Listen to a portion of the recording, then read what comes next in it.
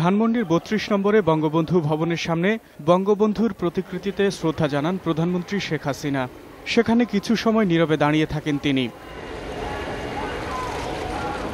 এ সময় আওয়ামী লীগের সিনিয়র নেতা ও মন্ত্রিসভার সদস্যরা প্রধানমন্ত্রীর সাথে ছিলেন। পরে আওয়ামী লীগ সহ বিভিন্ন সহযোগী ও অঙ্গ সংগঠনের নেতাকর্মীরা বঙ্গবন্ধুর প্রতিকৃতিতে শ্রদ্ধা জানান।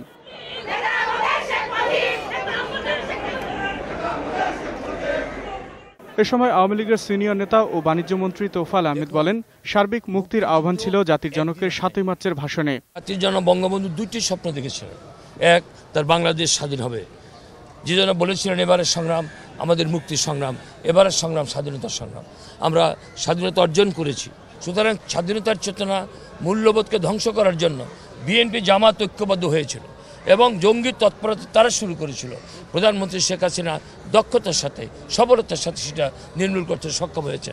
সাংবাদিকদের প্রশ্নের উত্তরে যুদ্ধাপরাধীদের বিচার নিয়েও কথা বলেন তোফায়েল আহমেদ। আমরা মনে করি এই পর্যন্ত যে বিচারগুলি হয়েছে অত্যন্ত সফলতার সাথে সুন্দরভাবে সংগঠিত হয়েছে। আন্তর্জাতিক মান সম্পর্ক এই বিচার বিভাগ নিয়ে আমাদের কারোরই কোনো মন্তব্য করা উচিত হবে বলে আমি মনে করি না। মুক্তিযুদ্ধে শহীদদের সংখ্যা নিয়ে খালেদা জিয়ার বক্তব্যের সমালোচনা করে তাকে পাকিস্তানের প্রতিনিধি আখ্যায়িত করেন এই আওয়ামী লীগ নেতা। অর্থাৎ বেগম খালেদা জিয়া যখন কথা বলেন তখন মনে হয় যে পাকিস্তানের প্রতিনিধি কথা বলছে। আকবর হোসেন সুমন, ২১ টেলিভিশন, ঢাকা।